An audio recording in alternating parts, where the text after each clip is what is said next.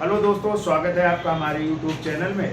तो देखिए, गुप्त वंश की चर्चा चल रही थी और गुप्त वंश में आप लोगों ने पढ़ा था गुप्त वंश के संस्थापक श्रीगुप्त, फिर उनके बेटे घटोत्कच और फिर जो है गुप्त वंश के वास्तविक संस्थापक चंद्रगुप्त प्रथम थे। ठीक है, तो इतना पढ़ चुके हैं और आज जो है चर्चा करनी है चंद्रगुप्त प्रथम के उत्तराधिकारी जो कौन थे, समुद्रगुप्त थे। पहले कुछ क्वेश्चन पूछ लेते हैं फिर चर्चा करते हैं। बताइए, जो है वात्सायन की कौन सी पुस्तक है? कामसूत्र ना, जिससे हमें किसकी जानकारी मिलती है? गुप्त वंश की जानकारी मिलती है। बताइए, विशाख दत्त की कौन सी पुस्तक है जिससे गुप्त वंश की जानकारी प्राप्त होती है? तो देवी चंद्र गुप्तम मुद्रा राक्षस से तो मौर्य वंश की जानकारी मिलती है और देवी चंद्र गुप्तम से किसकी? गुप्त वंश की जानकारी मिलती है। ठीक है, बताइए जरा, शूद्रक की कौन सी पुस्तक है? शूद्रक की मृच्छकटिकम। अरे तुम लोग सब भूल गए हो हैं? मृच्छकटिकम। बताइए, वाणभट्ट की पुस्तक कौन सी है? हर्षचरित और कादम्बरी। और राजा हर्षवर्धन की पुस्तक तो नागानंद प्रियदर्शिका रत्नावली। ठीक है, तो इनसे हमें गुप्त वंश की जानकारी प्राप्त होती है। तो बताइए, गुप्त वंश के संस्थापक कौन थे? श्रीगुप्त। 275 ईस्वी में श्रीगुप्त ने इसकी स्थापना की थी। और ये किसके जो है सामंत थे? गुप्त किसके सामंत थे? कुषाण शासकों के। किसके थे? कुषाण शासकों के थे। और श्रीगुप्त ने कौन सी उपाधि धारण की थी? महाराज की। कौन सी?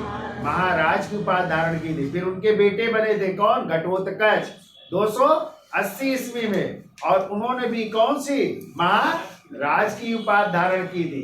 फिर इसके बाद आए थे चंद्रगुप्त प्रथम, जिनका टाइम है 319 या 320 से 335 ईस्वी। और चंद्रगुप्त प्रथम को ही गुप्त वंश का क्या कहते हैं? वास्तविक संस्थापक माना जाता है, क्योंकि इन्होंने महाराजा राज की उपाधि धारण की थी। ठीक है, और संवत चलाया था कौन सा? गुप्त संवत, जिसे बल्लभी संवत भी कहते हैं, जिसकी डेट है 319 या 320 ईस्वी। ठीक है, अच्छा बताइए, चंद्रगुप्त प्रथम का विवाह किसके साथ हुआ था? चंद्रगुप्त प्रथम का विवाह तो लिच्छवी राजकुमारी कुमार देवी के साथ हुआ था। और चंद्रगुप्त प्रथम ने राजा रानी प्रकार या विवाह प्रकार के सिक्के भी चलाए थे ना, और इन सिक्कों पर उनकी पत्नी कुमार देवी को क्या देते हुए? अंगूठी देते हुए दिखाया गया। जबकि दूसरी तरफ किसकी आकृति बनी है? दुर्गा की आकृति बनी हुई है। ठीक है, तो इतना पढ़ चुके थे चंद्रगुप्त प्रथम के बारे में। अब देखिए, चंद्रगुप्त प्रथम के उत्तराधिकारी हैं जिनका नाम है समुद्रगुप्त। लेकिन समुद्रगुप्त से पहले एक और शासक का नाम मिलता है, और एक इतिहासकार है हेरास महोदय। उन्होंने कहा है कि जो शासक थे वो थे कांच थे, और कांच जो है समुद्रगुप्त के कौन थे? भाई थे। ठीक है, ये कहा है किसने? हेरास महोदय ने। जबकि ज्यादातर इतिहासकार मानते हैं कि कांच ही समुद्रगुप्त थे, यानी समुद्रगुप्त का ही दूसरा नाम क्या था? कांच था। ठीक है, अच्छा अब यदि आ जाए, समुद्रगुप्त को देखो भारत का क्या कहते हैं? नेपोलियन कहा जाता है। और किसने कहा है?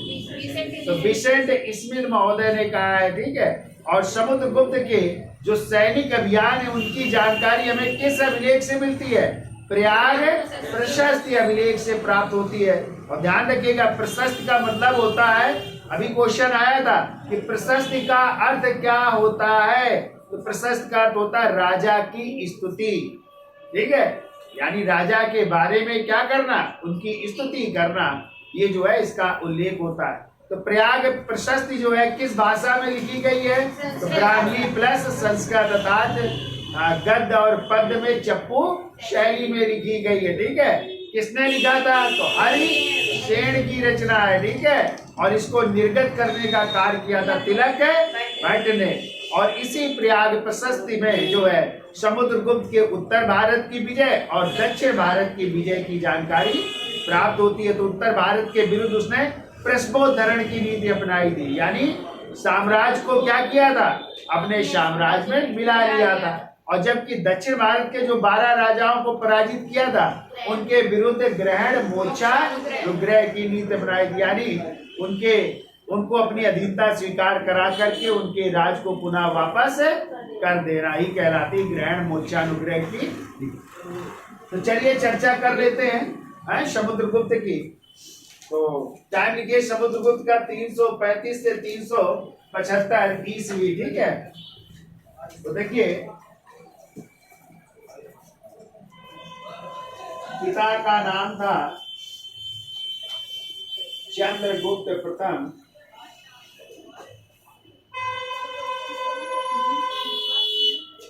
माँ का नाम था कुमार देवी,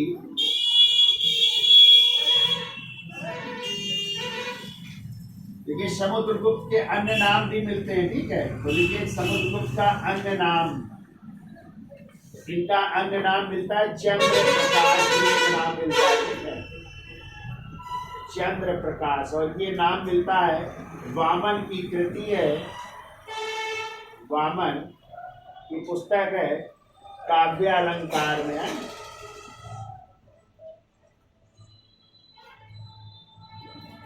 वामन की कृति काव्य अलंकार में समुद्रगुप्त का अन्य नाम मिलता है, ठीक है, चंद्र प्रकाश है। तो लिख लो काव्य अलंकार सूत्र है पूरा नाम, काव्य अलंकार सूत्र, और ये वामन की रचना है, ठीक है। अब देखिए उपाधि में लिख लो, इन्हें भारत का नेपोलियन कहा जाता है, भारत का नेपोलियन, भारत का नेपोलियन किसने कहा? तो लिख लीजिएगा विसेंट स्मिथ महोदय ने, विसेंट स्मिथ महोदय ने इन्हें जो है भारत का नेपोलियन कहा है, ठीक है।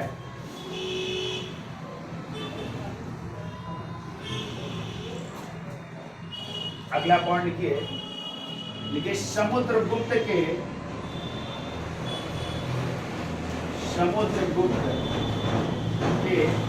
ताम्र सिक्कों में,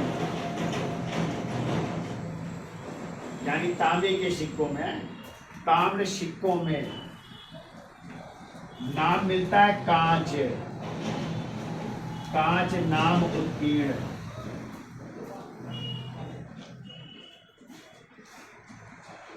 तो समुद्रगुप्त के ताम्र सिक्कों में कांच नाम उत्कीर्ण है, और इस पर जो है, इसी सिक्के पर लिखा सर्व राज्योच्छेता है, सर्व राज्योच्छेता, ये भी उत्कीर्ण है, ठीक है। और सर्व राज्योच्छेत्रा का अर्थ होता है इसका सभी राजाओं का उन्मूलन करने वाला, सभी राजाओं का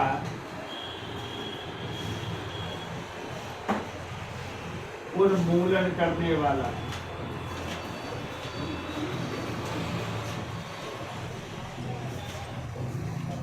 तो ये सिक्कों पर अंकित है, ठीक है। अब देखिए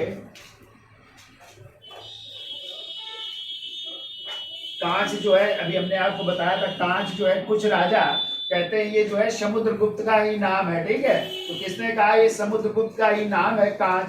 तो लिखिए इतिहासकार विसेंट स्मिथ फ्लीट,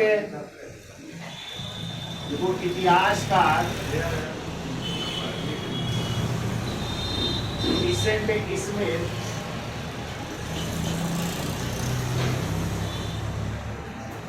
कामा फ्लीट,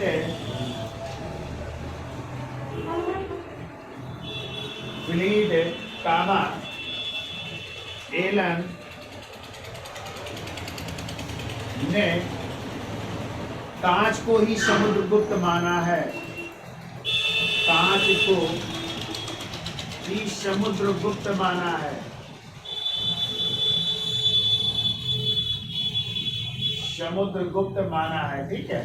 जबकि इतिहासकार हेरास ने, लिख लो, जबकि इतिहासकार हेरास ने कांच को समुद्रगुप्त का भाई माना है। कांच को समुद्रगुप्त का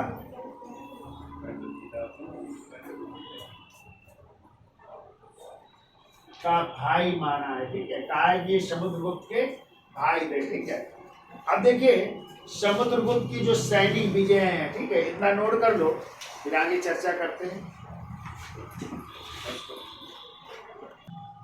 तो देखिए समुद्रगुप्त की सैनिक विजयों की जानकारी हमें किससे प्राप्त होती है? प्रयाग प्रशस्ति लेख से प्राप्त होती है। और याद रखिएगा प्रयाग प्रशस्ति किसके द्वारा रचित है? तो हरिसेन द्वारा रचित है। देखिए हरिसेन द्वारा रचित। और हरिसेन ये ध्रुव भूति के पुत्र थे। ध्रुव भूति के पुत्र, ठीक है, इनके द्वारा रचित है। और ध्यान रखिएगा प्रशस्ति का अर्थ होता है, प्रशस्ति का अर्थ होता है, लिखो राजा की स्तुति, ये भी पूछा गया। ठीक है, राजा की स्तुति। ठीक है, अब इस प्रयाग प्रशस्ति में कुल पंक्तियां कितनी हैं? तो लिखिए कुल पंक्तियां, इसमें कुल 33 पंक्तियां है। ठीक है, इसकी पूछा जाए लिपि क्या है, तो इसकी लिपि है ब्राह्मी। तो लिपि लिखिए ब्राह्मी। भाषा लिखिए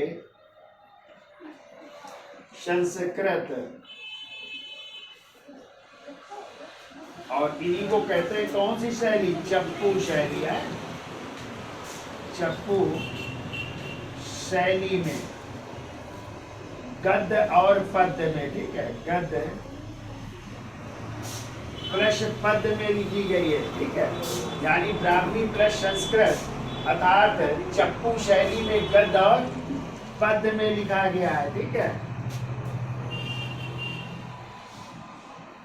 अब देखो इसको खोजा किसने था? प्रयाग प्रशस्ति को। तो खोज लीजिए 1834 में एक अंग्रेज थे जिनका नाम था ए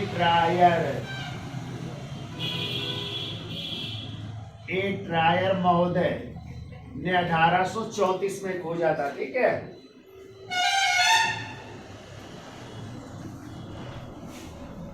ए ट्रायर महोदय ने जो है 1834 में इसको खोजा था। क्लियर? अब इसमें जो है देखिए 7वीं पंक्ति से, 7वीं पंक्ति से समुद्रगुप्त के सैनिक अभियान है। समुद्रगुप्त के सैनिक अभियान प्रारंभ में है। सैनिक अभियान की चर्चा जो है 7वीं पंक्ति से है। ठीक है, पूछा जाए इस प्रयाग प्रशस्ति को निर्गत करने का कार्य किसने किया था? तो लिख लो निर्गत करने का कार्य किया था तिलक भट्ट ने। तिलक भट्ट ने किया था। ठीक है, और ध्यान रखिएगा यही प्रयाग प्रशस्ति पहले किसकी थी? तो ये अशोक की विधि है। अशोक की प्रयाग प्रशस्ति यानी अशोक के बारे में उल्लेख है। फिर इसके बाद जो है इसी में जहांगीर का भी लेख है। ठीक है, जहांगीर का लेख है। और आप लोगों ने पढ़ा होगा कि ये पहले जो है कौशाम्बी में था। ठीक है, फिर अकबर के समय जहांगीर इसको कहाँ ले गए? इलाहाबाद। तो आज इलाहाबाद के किले में, ये भी याद रखिएगा। और इसी में याद रखिएगा बीरबल का भी लेख है। ठीक है, बीरबल का लेख।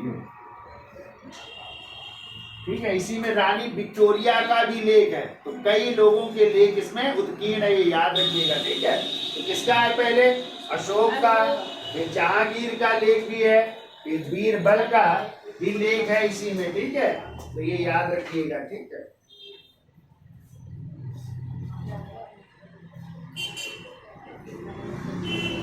तो देखिए, ये समुद्र, यह अभिलेख समुद्रकालीन इतिहास का दर्पण है। अगला पॉइंट लिखो, यह अभिलेख, यह अभिलेख समुद्रगुप्त कालीन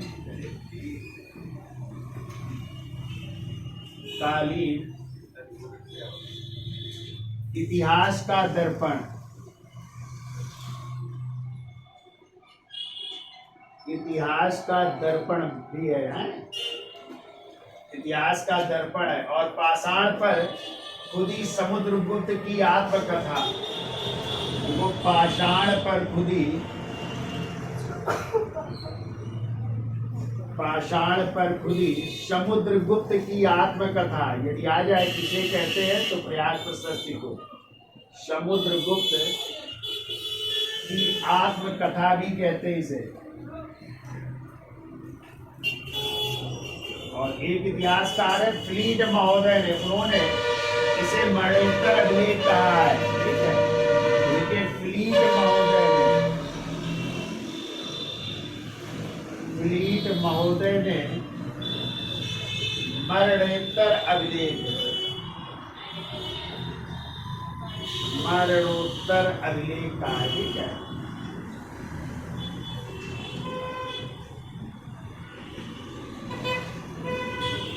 ये फ्लीट महोदय ने कहा है, ठीक, याद हो जाएगा। तो प्रयाग प्रशस्ति किसके द्वारा रचित है? हरिसेन, जो समुद्रगुप्त के महासन्य विग्रह भी थे, ठीक है। और ये किसके बेटे थे? ध्रुव भूत के पुत्र थे, ठीक है। प्रशस्त का अर्थ क्या होता है? राजा की स्तुति। कुल कितनी पंक्तियां हैं?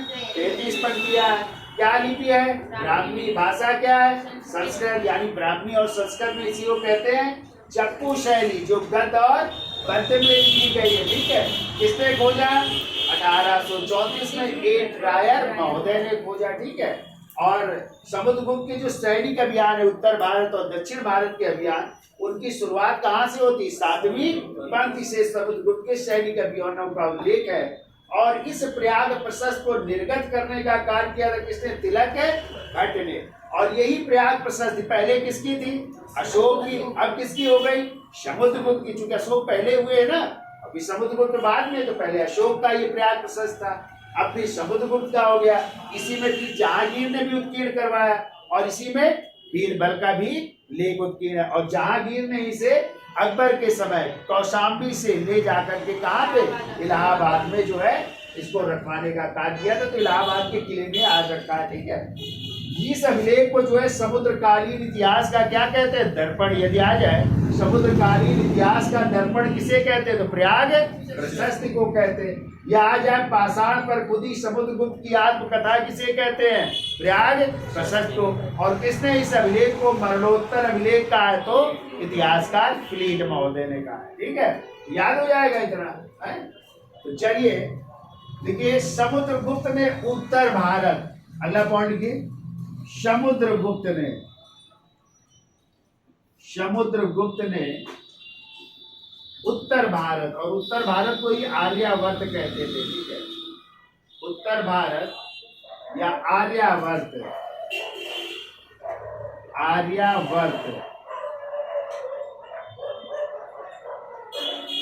आर्यावर्त के 12 शासकों को पराजित किया।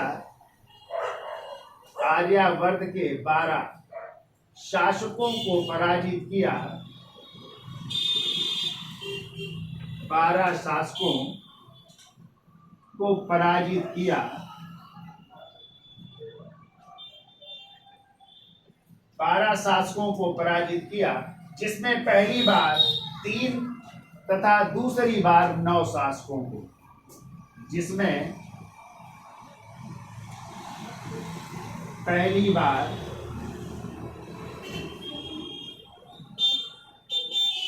3 शासकों को प्लस दूसरी बार दूसरी बार 9 शासकों को 9 शासकों को पराजित किया। ठीक है, टोटल 12 शासकों को पराजित कर रहा है। ठीक है, और वो आर्यावर्त के प्रथम युद्ध का वर्णन। चलिए इधर बिगाड़ते हैं हम, तब देखिएगा। तो देखिए अगला पॉइंट, देखो आर्यावर्त के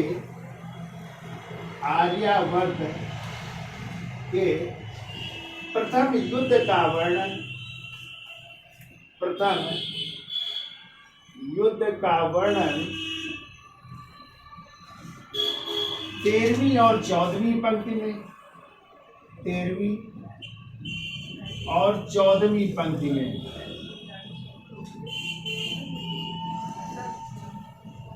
13वीं और 14वीं पंक्ति में जो है आर्यावर्त के प्रथम युद्ध का वर्णन है। ठीक है, फिर वो आर्यावर्त के द्वितीय युद्ध का वर्णन।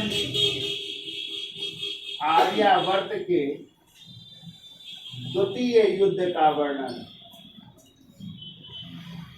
द्वितीय युद्ध का वर्णन 21वीं पंक्ति में किया गया है। 21वीं पंक्ति में किया गया है। यानी जो पहली बार उन्होंने कितने राजाओं को पराजित किया था? 3। तो उनका उल्लेख किसमें है? 13वीं और 14वीं पंक्ति में। और दूसरी बार कितने राजाओं को? 9 राजाओं को पराजित किया। तो उसका उल्लेख जो है प्रयाग प्रशस्ति की कौन सी पंक्ति में? 21वीं पंक्ति में। ठीक है, यानी किस प्रशस्ति में? प्रयाग प्रशस्ति की। याद रखिएगा, प्रयाग प्रशस्ति की। तो पहले युद्ध का वर्णन 13वीं पंक्ति में और दूसरे युद्ध का वर्णन 21वीं पंक्ति में। क्योंकि प्रयाग प्रशस्ति में कुल कितनी पंक्तियां हैं?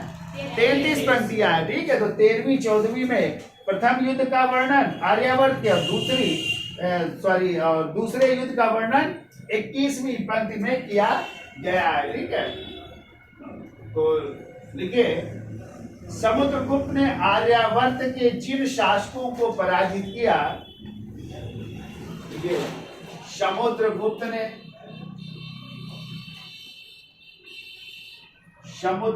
ने आर्यावर्त के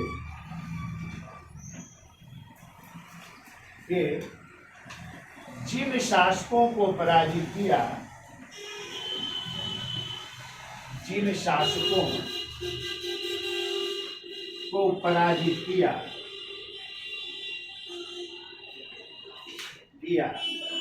उनमें लिख लो, उनके नाम लिख लो। देखो उनमें अच्युत, नागसेन और पोतकुलज। अच्युत,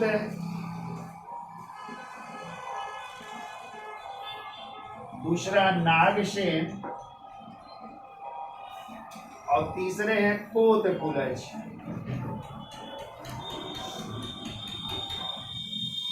पोतकुलज है, ये शासकों के नाम मिलते हैं। फिर लिख लो,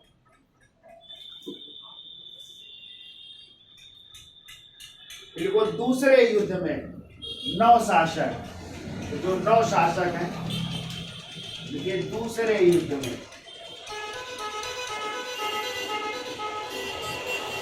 9 शासकों को पराजित।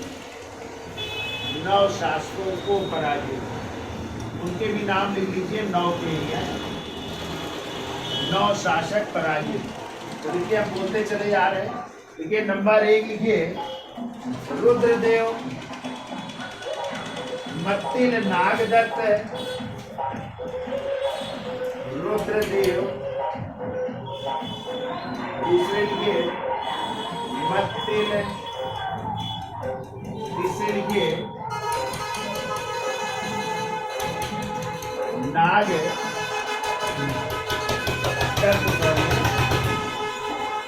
नागदत्त। चौथे लिखिए रुद्रदेव, सॉरी रुद्रदेव हो गए, चंद्रवर्मा लिखिए चौथे, चंद्रवर्मा। चंद्रवर्मा। पांचवे लिखिए गणपति नाग,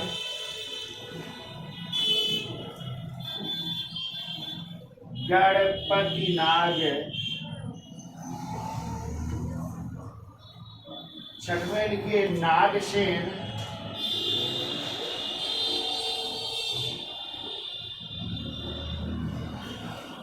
नागसेन, और साथ में लिखिए अच्युत,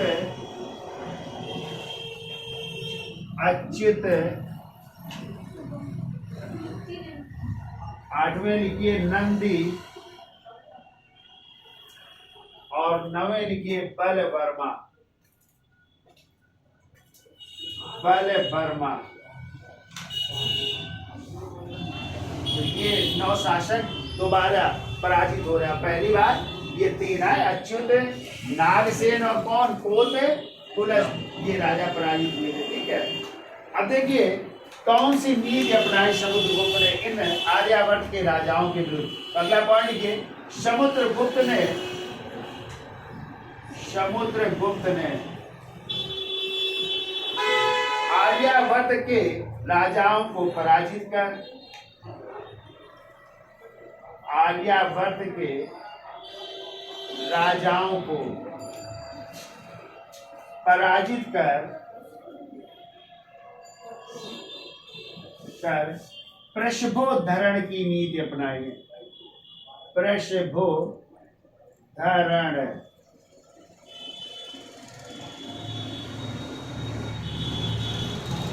प्रशभोद्धरण का मतलब होता है इनके साम्राज्य को अपने साम्राज्य में मिलाना है, साम्राज्य में मिला लिया, साम्राज्य को मिलाना,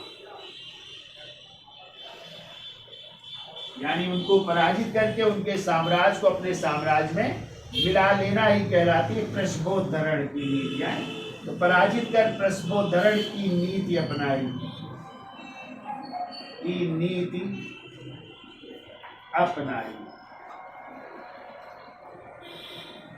प्रशभोद्धरण की नीति अपनाई जा रही है। ठीक है, तो याद हो जाएगा। तो आर्यावर्त या उत्तर भारत के कितने राजाओं को पराजित किया? 12 राजाओं को पहली बार, 3 राजाओं को दूसरी बार, 9 राजाओं को पराजित किया।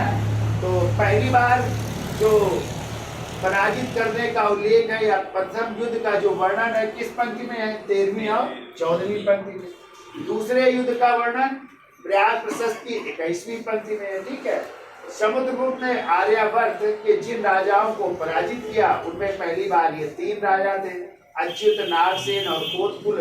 फिर दूसरी बार जिन 9 राजाओं को पराजित किया उनमें फिर ये राजा थे, 9 याद रखिएगा। और इन राजाओं के विरुद्ध जो समुद्रगुप्त ने नीति अपनाई उसे कहते हैं प्रशभोद्धरण, यानी उनके साम्राज्य को अपने साम्राज्य में क्या कर लिया था? मिला लिया था। जबकि दक्षिण भारत के विरुद्ध जो अभियान करेगा उसमें वो ग्रहण मोक्षानुग्रह की नीति अपनाएगा। ठीक है, तो इसका स्क्रीनशॉट ले लो, फिर आगे चलते हैं कि दक्षिण भारत के विरुद्ध कौन सी नीति अपनाई जाए। तो चलिए अब दक्षिण भारत की चर्चा कर लेते हैं। तो लिखिए, समुद्रगुप्त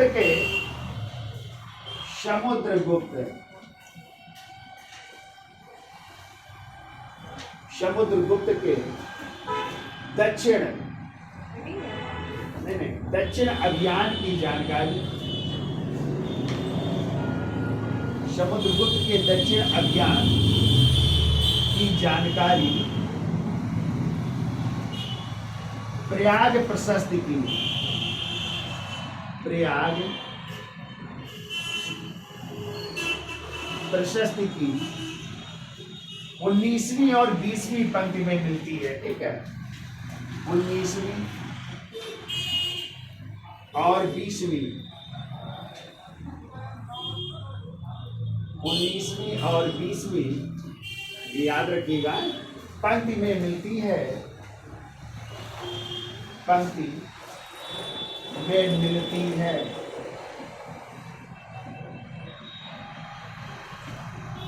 19वीं और 20वीं पंक्ति में मिलती है और इसमें दक्षिण भारत के, और इसमें दक्षिण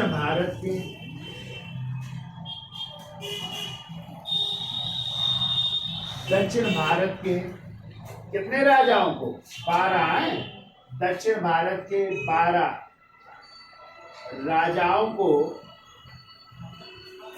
पराजित कर ग्रहण मोक्षानुग्रह की नीति अपनाई है। ग्रहण मोक्षानुग्रह ग्रहण मोक्षानुग्रह की नीति अपनाई, की नीति अपनाई। ठीक है, यानी उनको अपनी अधीनता स्वीकार करा करके उनके राज को उन्हें पुनः वापस कर देना ही कहलाती ग्रहण मोक्षानुग्रह की नीति। फिर एक और क्वेश्चन आता है कि दिल्ली सल्तनत का कौन सा सुल्तान था जिसने ग्रहण मोक्षानुग्रह की नीति अपनाई थी? अलाउद्दीन खिलजी ने भी दक्षिण के अभियान किए थे, तो उन साम्राज्य को मिलाया नहीं था। ठीक है, क्योंकि दक्षिण के अभियान सब किए थे उनके सेनापति मलिक काफूर ने, अलाउद्दीन खिलजी, तो उसने भी यही किया था, उनसे धन लिया, अपनी अधीनता स्वीकार करवाई और उनका राज उन्हें वापस कर देता था। वही नीति अपनाई किसने? समुद्रगुप्त ने। तो देखो ग्रहण का अर्थ क्या होता है, इसको डिफाइन कर लेते हैं। तो लिखिए ग्रहण, तो ग्रहण का अर्थ होता है शत्रु पर अधिकार, शत्रु पर अधिकार। लिखिए मोक्ष, मोक्ष का अर्थ होता है शत्रु को मुक्त करना है, शत्रु को मुक्त करना। और अनुग्रह का मतलब होता है, अनुग्रह का मतलब होता है शत्रु को साम्राज्य लौटाकर उस पर दया करना है, शत्रु को साम्राज्य लौटाकर, साम्राज्य लौटाकर उस पर दया करना, उस पर दया करना। ठीक है, यानी शत्रु पर अधिकार करना, फिर उसको अपनी अधीनता स्वीकार करा करके उसका साम्राज्य लौटा करके सबको मुक्त कर देना और उस पर दया करना। ये है कैसी नीति? ग्रहण मोक्षानुग्रह की। ठीक है, अगला पॉइंट लिखिए। देखो देखो दक्षिण भारत के, दक्षिण भारत के इन 12 शासकों, इन 12 शासकों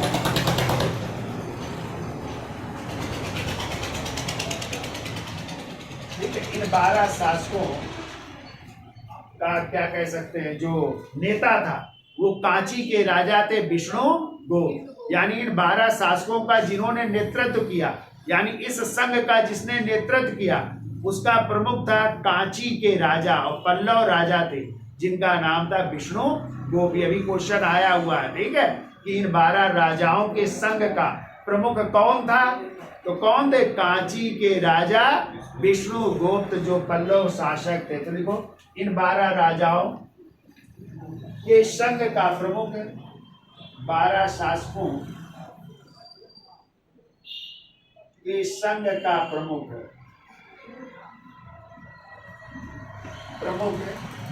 कांची के पल्लव शासक, कांची के पल्लव शासक विष्णुगुप्त थे, विष्णुगुप्त थे। तो ये थे इस संघ के प्रमुख थे, विष्णुगुप्त थे, ये याद रखिएगा। ठीक है, विष्णुगुप्त थे। अब देखिए कौन कौन ये 12 राजा थे, उनकी भी चर्चा कर लेते हैं। तो पहला लिखिए कौशल के महेंद्र, नंबर 1 लिखिए कौशल के राजा थे महेंद्र। दूसरा लिख लो यही कांची के राजा विष्णुगुप्त, जो प्रमुख थे। तीसरा लिखिए महाकंतार के, देखिए महाकंतार के राजा थे व्याघ्रराज, व्याघ्रराज। चौथे लिखिए क्रम से लिखा देते हैं। तो चौथे लिखिए, कोराल के राजा मंडराज। कोराल के राजा है मंडराज। पांचवा लिखिए, पांचवें लिखिए, पृष्ठपुर के महेंद्रगिरी। पृष्ठपुर के महेंद्रगिरी। छठवें लिखिए, कुट्टूर के स्वामी दत्त। कुट्टूर के स्वामी दत्त थे। इनके एरंड पल के दमन है। एरंड पल के दमन है। एरंड पल के दमन। आठवें लिखिए, अवमुक्त के नीलराज। बराबर हो गया। 1 2 3 4 5 6 7 8 है, सही है ना। अवमुक्त के नीलराज। अवमुक्त के नीलराज। 9 नंबर लिखिए, वेंगी के हस्ती वर्मा। वेंगी के हस्ती वर्मा। 10 नंबर लिखिए, पालक के उग्रसेन। पालक के उग्रसेन। 11 नंबर लिखिए, देवराष्ट्र के कुबेर। देवराष्ट्र के कुबेर। और 12वें है, कुस्थलपुर के धनंजय। 12वां लिखिए, कुस्थलपुर है। कुस्थलपुर के धनंजय। तो ये 12 राजा थे, ठीक है। तो ये कुस्थलपुर था, उत्तरी अर्काट था, ठीक है। उत्तरी अर्काट जो आज आपका कर्नाटक में है, ठीक है। कर्नाटक में है। उत्तरी अर्काट कर्नाटक का इलाका है। ऐसे ये देवराष्ट्र जो था ये आंध्र प्रदेश का इलाका है, ठीक है। ये आंध्र प्रदेश का है, ये भी याद रखिएगा। कहाँ पे? ये सब दक्षिण भारत में है। पालक जो है ये तमिलनाडु का इलाका है। तमिलनाडु का इलाका है पालक का, लिख लेना। ये दक्षिण के सब क्षेत्र हैं। ऐसे वेंगी जो है ये कृष्णा और गोदावरी का इलाका है। कृष्णा प्लस गोदावरी नदियों का इलाका है ये, ठीक है। कृष्णा और गोदावरी नदी का इलाका है। कांची जो है पल्लवों की राजधानी थी कांची, और कांची का मतलब क्या हो गया? तमिल है, नाड या मद्रास भी कह सकते हैं, ठीक है। कुट्टूर जो है ये उड़ीसा का इलाका है, लिख लेना, ये उड़ीसा है। और कांची यहाँ पे था, तमिलनाडु या मद्रास का इलाका। ये कुछ स्थान भी लिख लीजिए, आज की दृष्टि से याद हो जाएंगे।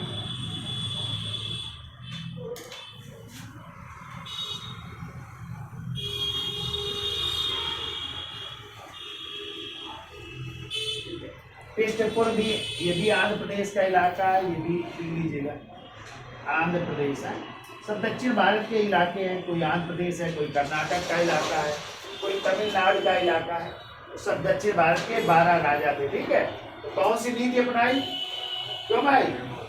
ग्रहण मोक्षा विग्रह की नीति अपनाई, ठीक है। और इन 12 संघों का जो प्रमुख था वो कौन थे? कांची के पल्लव राजा विष्णु वो, और ये आपके 12 राजा थे, ठीक है। तो इसको ट्रिक बना लेना। हम लोग तो ऐसे बनाए, लेकिन हम लोग भी ध्यान नहीं रहता है। कोए अब पादुके करके ऐसे बनाया था हमने, तो अब सब भूल गया है, ध्यान नहीं रहता है। ठीक है। तो इसलिए याद रखना, बस आप लोगों के लिए तो काम चल जाएगा कि शासकों का प्रमुख कौन था है? लेकिन कभी कभी पूछ देता है कि यहाँ के राजा कौन थे, तो वो याद रखिएगा आप लोग, है?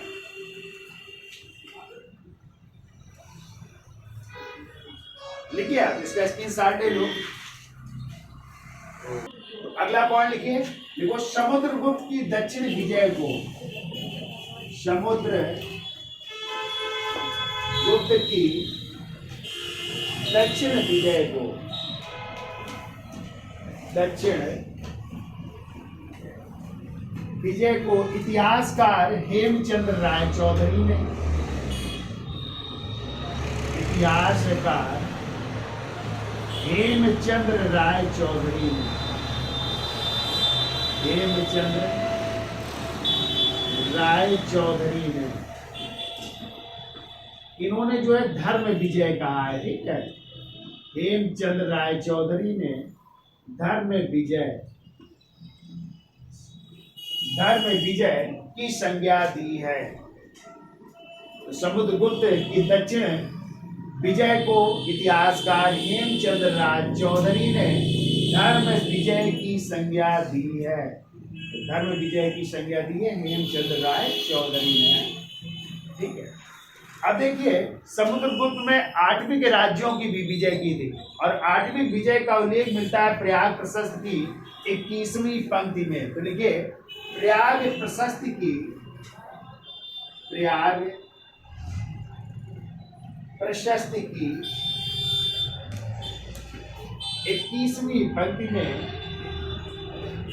21वीं पंक्ति में 8वीं के राज्यों की विजय का उल्लेख है। 8वीं के राज्यों की विजय का उल्लेख, 8वीं के राज्यों की विजय का उल्लेख है,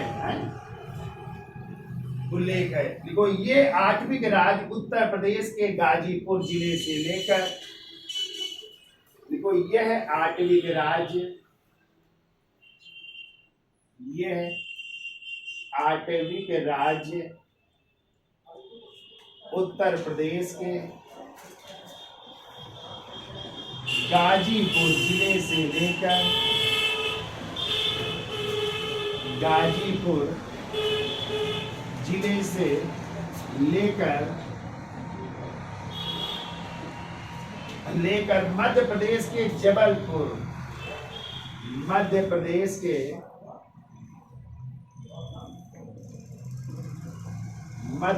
के जबलपुर जिले के वन प्रदेश तक फैला था। मध्य प्रदेश के जबलपुर के वन प्रदेश तक, वन प्रदेश तक फैला था।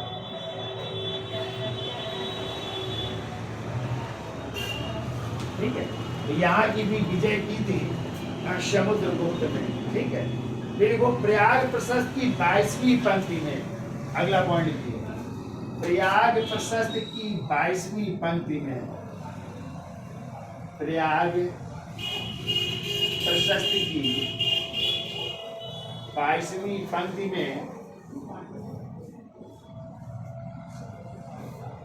पंक्ति में सीमावर्ती राज्यों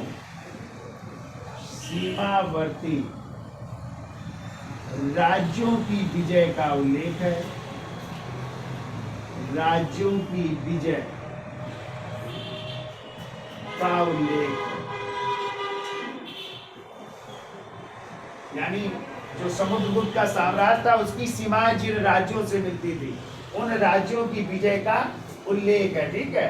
और इनकी संख्या जो है 5 है, ठीक है। जो एक गणतंत्रीय या राजतंत्रीय राज्य थे, ठीक है।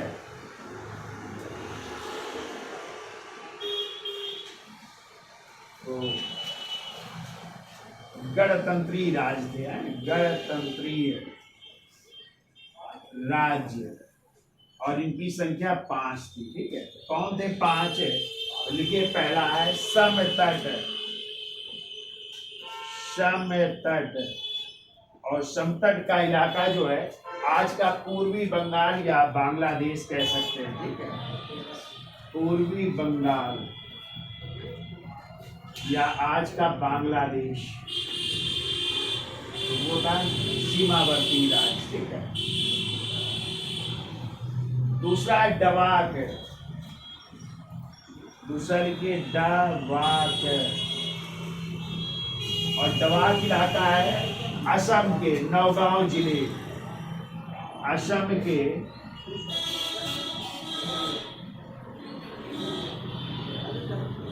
नवगांव जिले का स्थान है, जिसे कहते थे देव के गांव है, देव के गांव।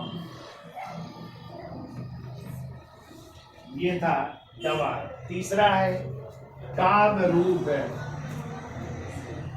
और आपको पता है कामरूप किसका प्राचीन नाम था? असम का, कई बार आया है। प्राग ज्योतिषपुर या कामरूप किसका नाम है? असम का।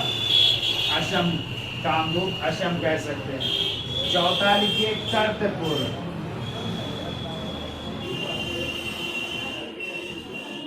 कर्तपुर, और कर्तपुर इलाका है पंजाब के जलंधर के पास करतारपुर है। पंजाब के जलंधर के पास करतारपुर, ये। और पांचवा है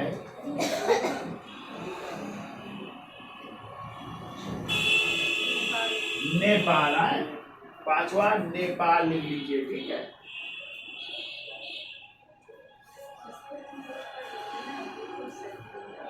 और लिखो 9 जो है गणतंत्री राज्य भी दिया है, तो लिखिए 9 गणतंत्री राज्य। ये भी 5 थे, इसके अलावा 9 और थे, तो लिखिए 9 गणतंत्री राज्य। इनको भी लिख लीजिएगा, इनकी भी लीजिएगी। कौन कौन से गणतंत्री राज्य, उनकी भी चर्चा कर लेते हैं। देखो खर परिक पारजोन, बड़े नाम है, लिखो गरीब। देखो खर परिक है पहला नाम, हाँ खर परिक। दूसरा लिखिए पारजोन मालव, पारजोन है। तीसरे हैं मालव है।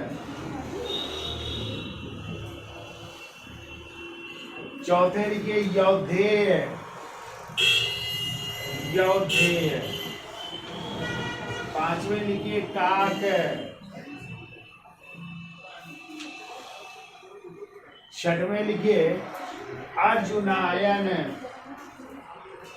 अर्जुनायन।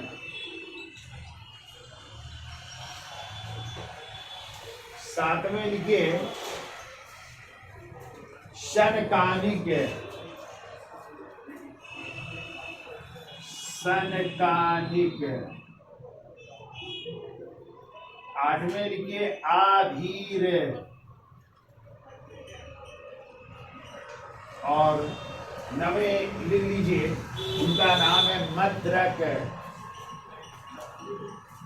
मद्रक। ये और 9 जो है गणतंत्रीय राज थे, ठीक है। और इनको कर लेना राजतंत्री, सॉरी इनको राजतंत्री कर लेना है, राजतंत्रीय राज्य। और ये आपके 9 गणतंत्री राज्य हैं, ठीक है। इनको राजतंत्री राज कर लेना है। तो ये सीमावर्ती राज थे जिनकी विजय की थी समुद्रगुप्त ने। अब देखिए विदेशी राज्यों को भी जीता, ठीक है। तो विदेशियों से कैसे संबंध थे उनकी भी चर्चा कर लेते हैं, जिसकी जानकारी प्रयाग प्रशस्त की 24वीं और 23वीं और 24वीं पंक्ति में है, ठीक है। तो इसका स्क्रीनशॉट ले लो, फिर आगे चर्चा कर लेते हैं। तो लिखिए अगला पॉइंट लिखिए, देखो प्रयाग प्रशस्त की, प्रयाग प्रशस्त की 23वीं और 24वीं पंक्ति में, 23वीं और 24वीं पंक्ति में, 24वीं पंक्ति में विदेशी शक्तियों का उल्लेख है। विदेशी शक्तियों का उल्लेख।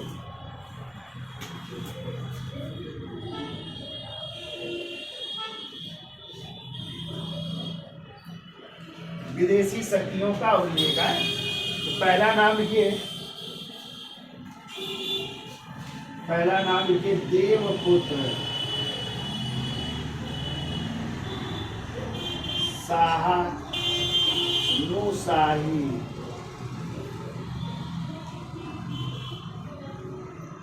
देवपुत्र शाहनुशाही, ठीक है।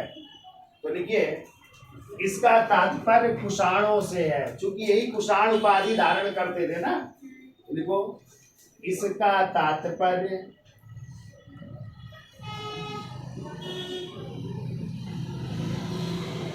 कुषाणों से है,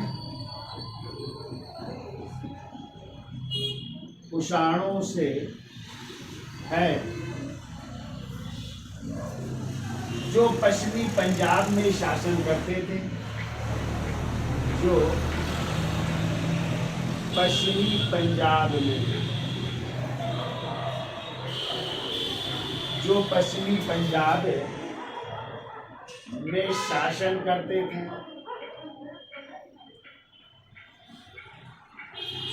शासन करते थे। और समुद्रगुप्त का समकालीन कुषाण शासक, समुद्रगुप्त का समकालीन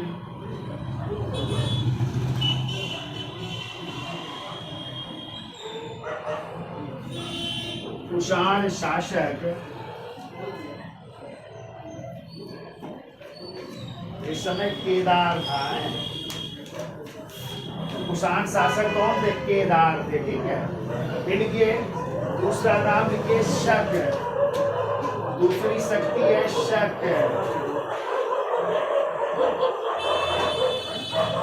शक में लिखो ये लोग पश्चिमी मारवा,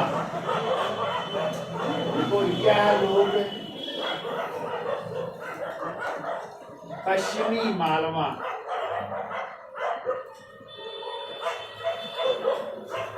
पश्चिमी मालवा या गुजरात एवं काठियावाड़ के शासक थे। गुजरात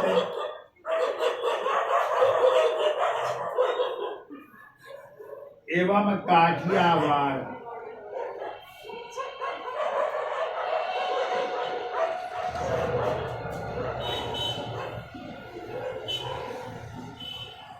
के शासक थे। और इस समय यहाँ का शासक, और इस समय यहाँ का शासक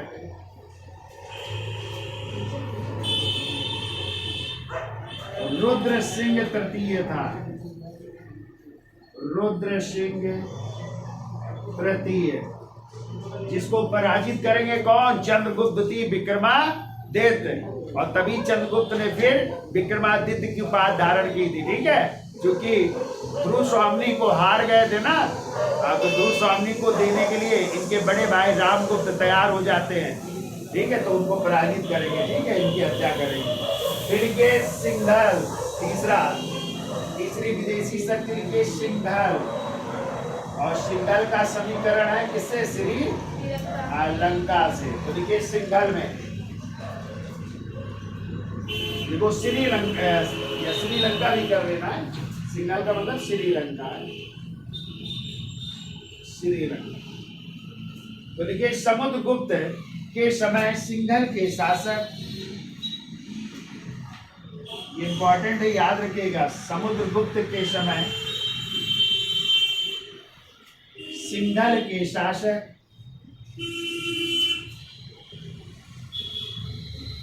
सिंघल के शासक, और उनका नाम था मेघवर्ण या मेघवर्मन है। मेघवर्ण या इनको कहते हैं मेघवर्मन भी कहते हैं। मेघवर्मन,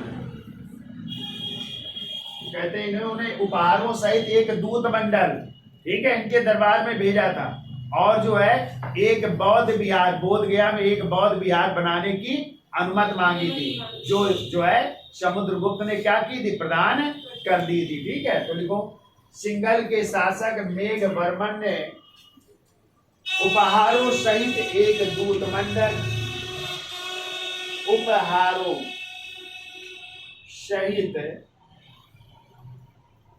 एक दूत मंडल,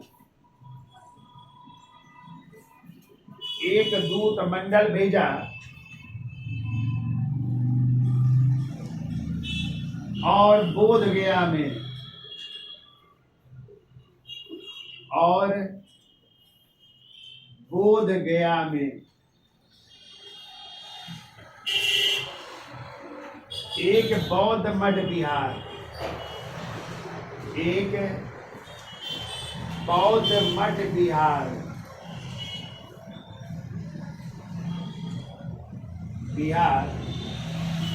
बनाने की अनुमति मांगी, बनाने की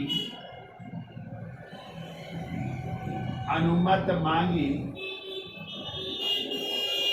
जो उसे मिल गई, जो उसे मिल